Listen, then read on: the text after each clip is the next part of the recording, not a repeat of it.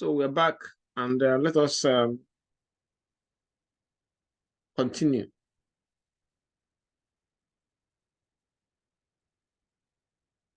Now, we're looking at ethical dilemma. Ethical dilemma.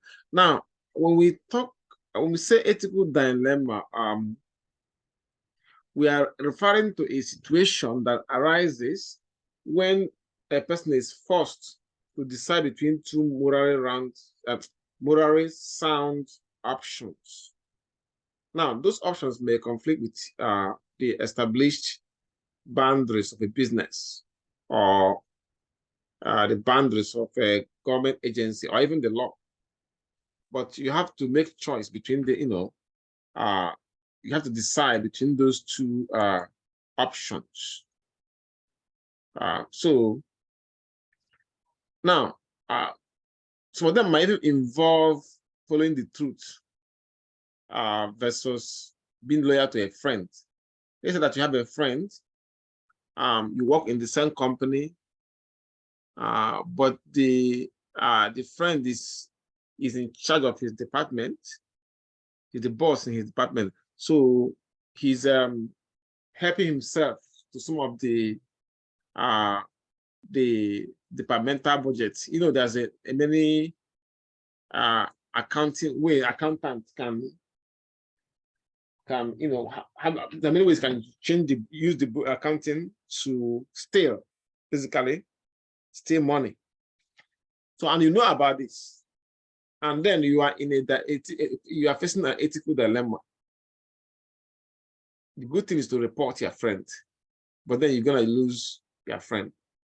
Or if you keep you don't want to report, and then you're not doing what is required to do at a company ethically. So how about this? Following laws or rules versus having compassion for an individual's plight. So like those that follow rules to the core. There's one instance. In this case, it was I think I saw it on a movie. Yeah, this lady, she was very sick, and I forgot the name of that movie. Anyway, she was very sick, right? And she needed a heart transplant. Now, this lady was he doesn't want to see her dad. Was mad, very, very mad at her dad. Something about her growing up, and he wasn't there for her, stuff like that. So eventually, when the dad came to see her because by now her dad, it was in his late, I would say late 60s or early 60s, and he's been in jail for a long time. So he just wanted to help her daughter. Help his daughter. He was feeling guilty. So when he came to see her at the hospital. The daughter didn't want to see him. So now, and like I said, she wanted for the daughter to leave. They had to do a heart transplant, and there was no heart available heart to give her. And meanwhile, her she's getting close to danger zone very fast. So she refused to do when the hospital administration, some of the doctors told her that the father wants to donate his heart to her. She said she rejected it outright. Eventually, she went into a coma because, like I said, she was approaching danger zone. Meanwhile, the father arranged with somebody, because the father was a criminal, arranged with somebody, and that person shot him, and then they got his heart. So, but then they need the girl to sign. They need the lady to sign, because that is the process to sign, certain documents before they can do the transplant. But she's in a coma now, and she can die anytime. So one of the doctors made a decision to give her the heart while she was still in coma. So eventually, now the method to do this is if they have wanted to follow the rules, what is ethically right for the company, for the hospital, is for her to sign, or to get a maybe nearest relative to sign or something like that. But there was no time to do that. So this can give us a situation where this is a typical example of following the laws and rules versus having compassion. So one of the doctors had compassion for her and just give her the heart without her signing. Eventually, the girl woke up and she was feeling fine, and they told her that they gave her the heart, and they had to tell her the truth that it was her father's heart. She was pissed, but then she was better. I have no doubt. I have no doubt in my mind that she might eventually, sue the hospital. But in this case, there's an ethical dilemma. Should we follow the rule and let her die? And meanwhile, the heart is there, waiting, for her father. Or shall we just do what we believe is morally right? So, that will give you an idea of this example. Another one is some I would say situation that involve ethical dilemma is concern about an individual person versus larger impact on the community. Let me see. Yeah, let's see it clearly. So now, at this point, we are ready to discuss the difference between ethical dilemma and moral dilemma. An ethical dilemma is different from moral dilemma because it is much involved with rules instead of conscience.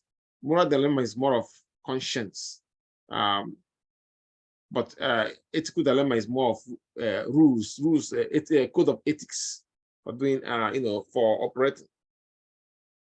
But in a way, one's conscience can certainly move an individual to consider breaking rules. The example I just gave you, it's a typical example of how one can just break rules to be make sure that something good as good outcome results. So ethical dilemmas are important in the medical and criminal justice fields, and in a career like social work and psychology. Also, public servants have to undergo ethics training as well to make sure that that they know how to address issues related to the common dilemmas they may come across while working with the public. If you look at this kind of scenario here, see, this house is burning. Your mother is here. Then there's a scientist here. Now, your mother, of course, you love your mother. If you want to save your mother, this scientist might die. Now, your mother, of course, she made you who you are. She's very important to you. She loves you. But to the world, she cannot contribute much to the world in general. I'm just giving an example. About this scientist, if you say this scientists have doing research on how to cure cancer. If this scientist is saved, the whole humanity will benefit from her research. Your mom is not doing any research, so even if she die, you will lose, and you will become depressed. But generally, the world doesn't benefit from her death, and from her if she survives. But they benefit more. The whole world, more people will benefit if this scientist is alive than if your mother is alive. But to you, of course, your mother is very important. You benefit. You don't care. You don't really care if the world benefits. So now, who are you going to save in this kind of situation? Somebody whose survival will benefit a large number of people, millions of people, or somebody who, if she survives, apart from you and your siblings, nobody else will benefit. So that leads to kind of ethical dilemma and moral, and also moral dilemma as well. Right? You must have seen a situation. Okay, let me give you another example. You guys knows what is happening in Ukraine. Okay. Now, Russia invaded a country, and even to make it worse, they are attacking civilians, destroying even children as well. Now, many countries, for US and Western Europe, condemn the action, but countries like India that is considered to be a democracy, have not come out to condemn Russia. Instead, they're actually doing business with Russia, buying gas. Now, that leads us to a situation of moral dilemma. Now, India is benefiting so much from Russia, even before the war started, and both in defense area, military training, and oil, so many ways. So they can, a lot of things they can gain from Russia to help their citizens. Now, even though they have not come out they haven't said that what Russia is doing is right or wrong, but in the interest of their citizens, what the citizens will gain from Russia, they decided to keep their mouth shut, not to come out and condemn it or even vote for sanction against Russia, because they are getting something from there. See? Now, if they decide to come out like other countries and say, okay, Russia, what they're doing is wrong, and we support sanction for you, they will lose everything they're getting from Russia, both military, oil, and other things. That means India have, after China, India the population is almost about 1.4 billion people. So those people will start suffering, maybe probably poverty and other things. Now, if they support Russia, even though it is the right thing for them to do, that's if they go against Russia, condemn them openly, and support sanction again. So they will lose all this. So they have a lot of people that they have a lot at stake. But even though it is morally and ethically good for them to do that. Now, if they decide not to, like they did, more people will benefit. But it is wrong. It is morally wrong and ethically, wrong as well. Now, but then their citizens are benefiting from Russia. So they chose to do they chose an option that will benefit the greatest number of people in their country, versus choosing the option that will not benefit probably the president, his reputation, and then the world, the way they've seen on the world, the way the world will view India as a democratic country. But will it benefit the greatest number of people in India? It might not. So that will show you how this thing comes to play. Okay. Yes. Okay. Let's continue. Now, more examples of ethical dilemmas. We have an administrative assistant discovered that her boss had been laundering money, and she must decide whether or not to turn him in. See, maybe he's a good boss. Make sure that she receives all the benefits. Give her the right promotion when the time comes. Even to attend this probably her baby shower. Now, so he's a good boss, but then he discovered that the boss is laundering money. Now, what should she do? If she come out, which is the right thing to do, the boss will be fired. Then what happened to the loyalty? What happened to all the good things that she had done for him?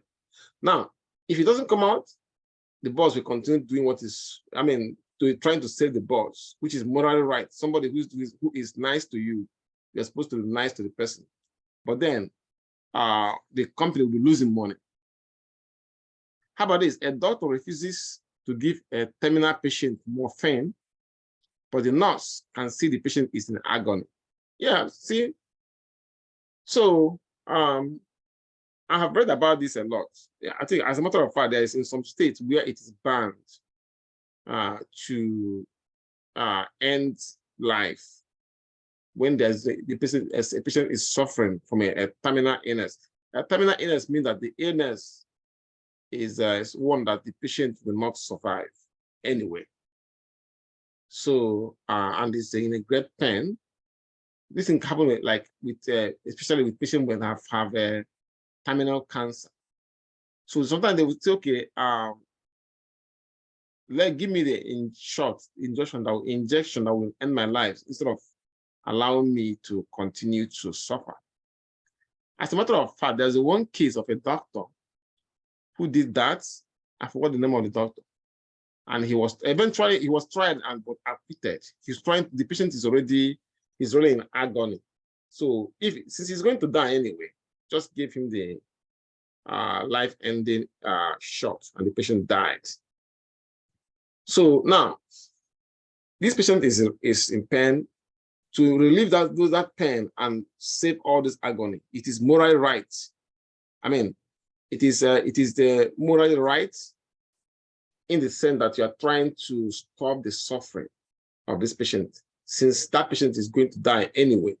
Why not just end it early and end the misery? Then it is both ethically and religiously wrong, because the religion say do not for those of us who are Christians, and so the religion is against killing a fellow human being. Then ethically it is wrong. So what are you going to do in this situation? This one is a very tough one. There's another one. See this a scenario whereby a government contractor discovered that intelligence agencies have been spying on its citizens illegally, but is bound by contracts and legalities to keep his confidentiality about the discovery. Yes, this happens all the time. If you are doing a federal government, if you're a federal government contractor, then you sign a lot of documents about confidentiality, etc. So to continue to be in business, receive business from them, you have to maintain those agreements. Now, eventually you discover that for national security, the interest of national security, the government agency was actually, they are spying on the citizen, trying to, get information that will help them to maintain adequate security. And to you, it is a violation of their rights, their privacy. But then you already signed a contract that you're not gonna, to become a court. Anything you see that is not an open secret to the public, that you have to maintain that confidentiality. So what are you gonna do in this case? Do you risk becoming a whistleblower and losing the contracts and probably your job, or should you just go with the right? Then how about this one? A friend got the mass test ahead of time and say you can look at it. Now this will be the biggest temptation. I can guarantee you, every student that have this, that is in this, find themselves in this kind of situation, will actually fall. Especially if they are struggling with maths, and a friend said that he saw the maths test ahead of time and asked you to look at the equations. This is the question that that will be asked in this maths test. You can have it and then work with it, and so that on the exam day you can just give them what they want. So, like I say, I guarantee you, 99.9% of the students will grab the opportunity. On this one, so this one is hard for every student as a matter of fact to resist. So long as they believe that that exam is real, So I'll give you a case study of an ethical dilemma at work, the real life situation. I'm sure that you guys must have heard of the First World War. And there's this is a real life one example. Avin York, he's a Christian. So he was faced with the dilemma when he received the draft notice in the summer of 1917. So according to him, according to his belief, let me put it that way, he believed that being a soldier and participating in the war would violate his religious principles, because according to him, the Bible says, "Thou shalt not kill." So because of that, he see war as mass killing, and he doesn't want to participate, even though he was given a draft. When they give you a draft, that means you must come in. It's like a conscription. So, but his battalion commander was able to convince him by quoting chapters, some verses from the Bible that would tell him that sometimes, under appropriate condition, it is Christian duty to fight and kill. One of those verses you can see from here, Ephesians 6:11 says, "Put on the full armor of God, so that you can take your stand against devil's schemes." So what Hitler was doing at that time, well, not really Hitler, what the Germans and the were doing during that First World War was actually, it was so bad that you can even consider them, think of them as devil. So to protect yourself from the devil, sometimes as a Christian, you need to put full armor of God and fight. So eventually he was convinced, and then he joined. And ultimately he, in the end, he fought in the war and ended up as a decorated hero. Okay. At this point, we are ready to look at the roots of ethics. Ethics have both religious and secular roots. The religious ethics is based on the theistic understanding of the world. I mean, what is real, true, and good is defined by God. So it had to do with belief in the supreme being, in the existence of God. So, because there is a God who is, of course, believed to always be a good God that always value morals. So ethical principle can come from there, and that belief in God and the belief that that what is real, true, and good is defined by God. So that is one source of ethics. The other one is secular ethics. Secular ethics is based on scientific understanding of the world. Reality, truth, and goodness do not depend on the existence of God. So this is one that is more common and popular in the business world, the secular ethics. So, but what we need to know is that both the religious and the secular ethics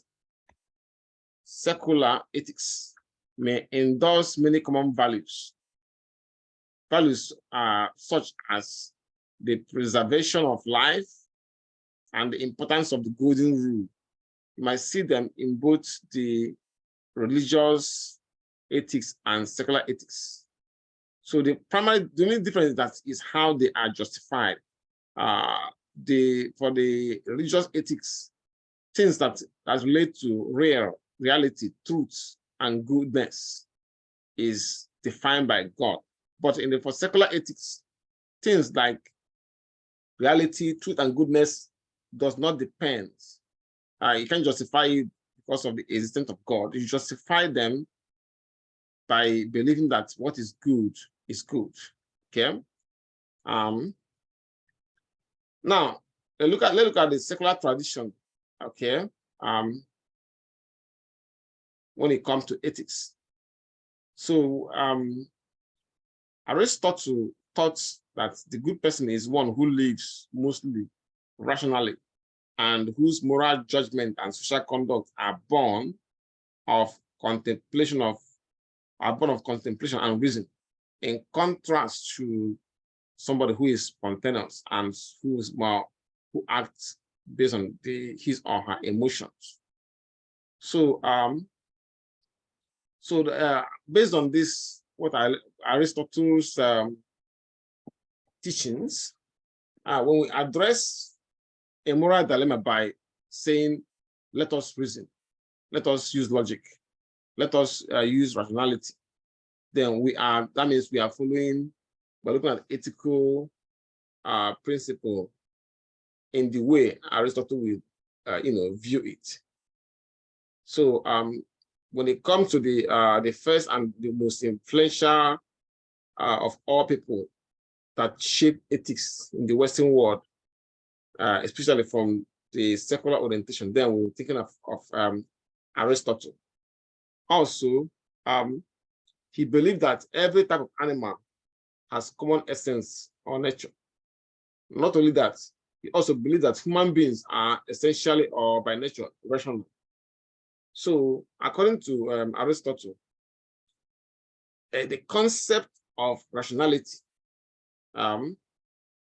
as a central and most significant trait distinguishing humankind, or I'll put it this way, the concept of rationality is the central and most significant trait that make human beings to be different from other creatures. Rationality, we're talking about reason. So, and Aristotle, he's the most influential person when it comes to secular version of ethics.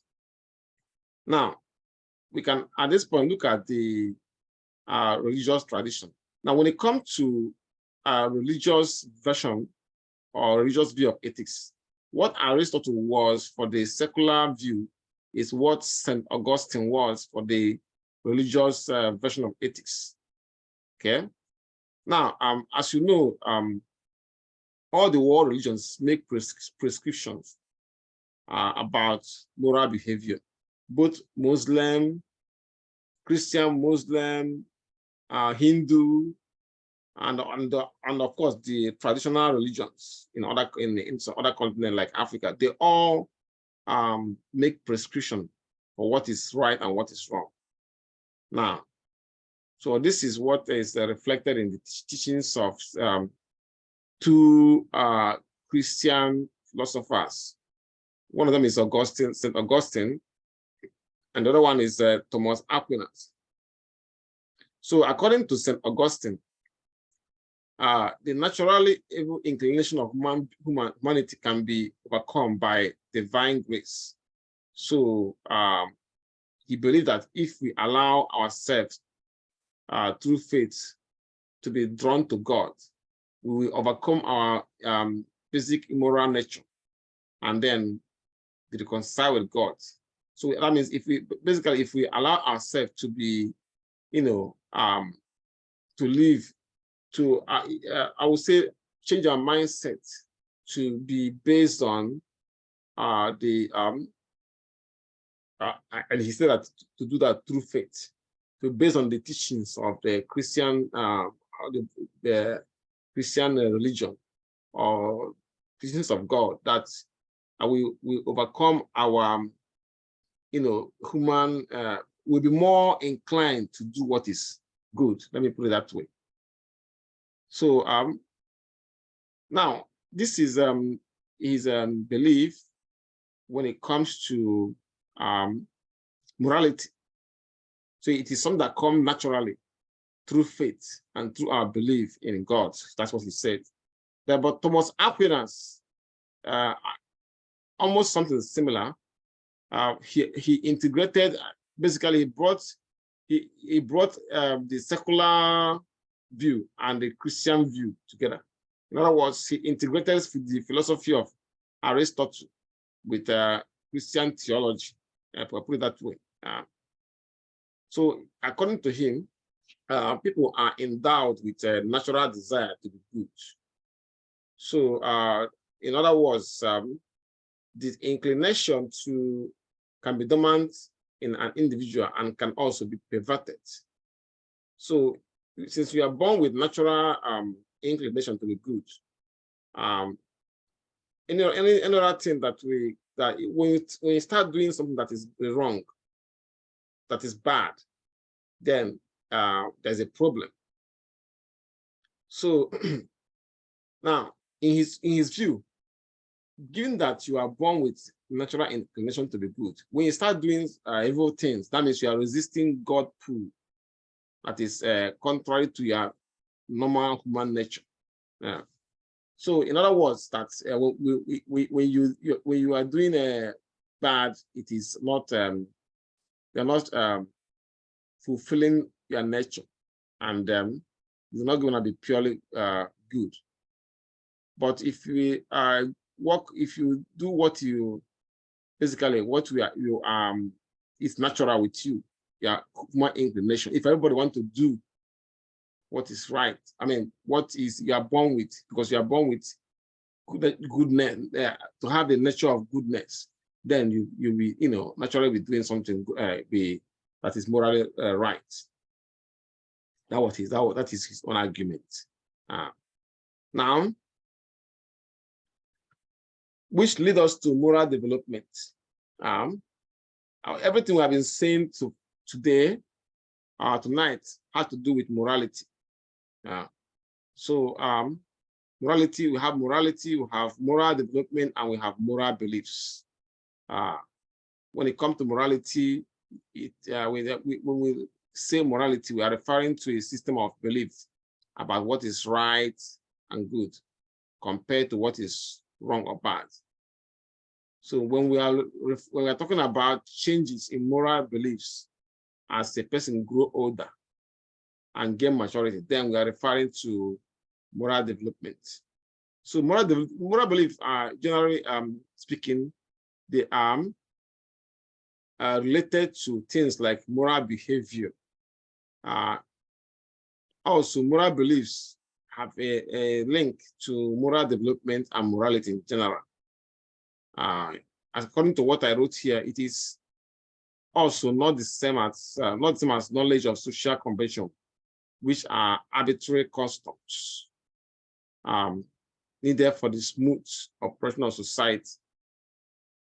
Now, those conditions that are, those conventions might have some moral elements, but they have a primarily practical purpose. For example, I'll use an example here in the United States.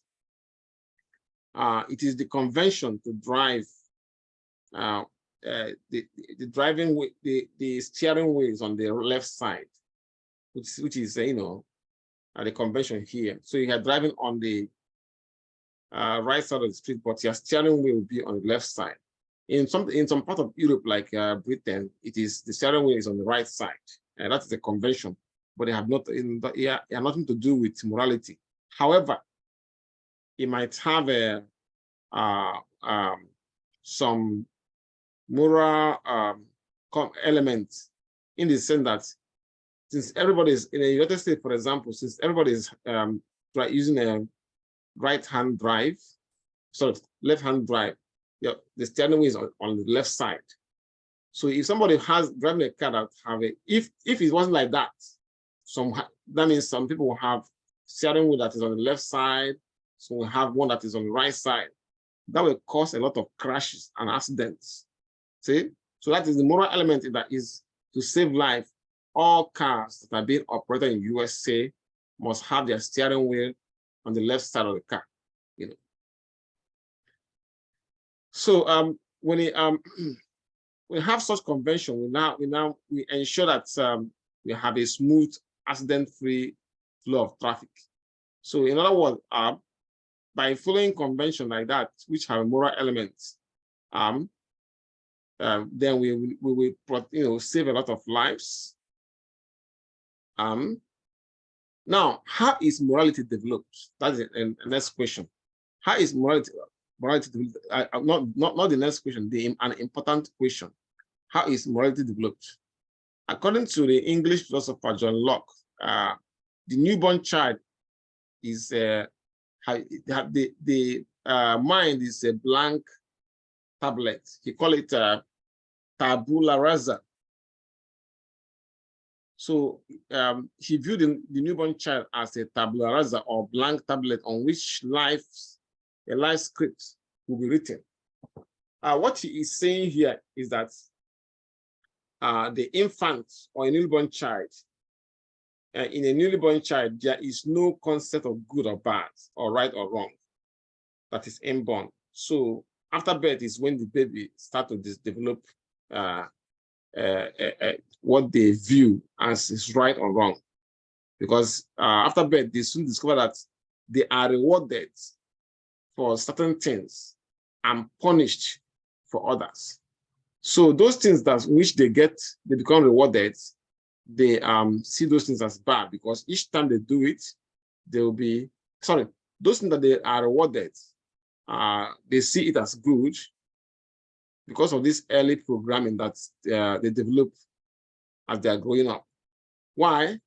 Now, if the child does not do, let's say he has it's not a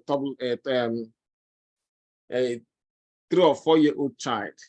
So if the child does not, what can a 4 or 5 year old child? How can a 4 or 5 year old? Okay, if the 5 year old child, if you give him if his food and he throw it on the ground, on the floor, and you say, and he's punished for that. I mean, when I say punish, I mean, oh, stop doing that. That's not good. That kind of thing. Then it will know that that is bad thing to do. But if a child of 5 years, when he doesn't do that, give him the food, he finishes his food without throwing it on the floor, then it will know that this is the right thing to do. So what I'm trying to say here, in essence, that a social conscience is begun on a child, and as they are growing up, they know that something is morally right if they got rewarded for it, or something that is morally wrong if they got punished for doing those things. So other than that, when they are born, they have no concept of good or bad, or right or wrong, unless as they're growing up, they get reward and punishment, and they cannot differentiate between good and bad. So in other words, through modeling and socialization, the older community passes on ethics to young people. Not only that, the word and action of parents, teachers, and older companions can teach and reinforce morality before children develop their own critical faculties. So according to Benjamin Franklin, he says, teach children obedience first, so that all other lessons will follow, and the easier captures. And it will be easier to capture it becomes easy to help them to capture the spirit in which morally good and morally wrong, well, I would say only morally good, moral values are taught. Now, the idea of, I don't know, in United States here, we don't have a corporal punishment for children anymore, but in some countries, they still have it. And again, like I said, children really, they don't really know what is right. Their mental faculty have not developed to the extent that they can differentiate between right and wrong. Usually, the way they know is through the carrot and stick method. When the carrots, when they do well, then they get a reward, and when they not do well, they get a punishment. So when they practice it over time, then the ethical behavior becomes habitual and part of them. And then they start developing, okay, this is not the right thing to do, and this is the right thing to do. So that it is a kind of evolution as they grow up. So we can now look at the factors that influence character formation. Now we have less than 1 minute. So I will say, let us read up this. It's really self-explanatory. Read them up, do your homework, and I will see you next week, okay? Can you hear me? Yep. Yes. So read them. They're really interesting to read. And remember to read the chapter for the week, and then I'll see you next week, okay? Okay. All right, good night, y'all. Good night, Professor. Bye-bye.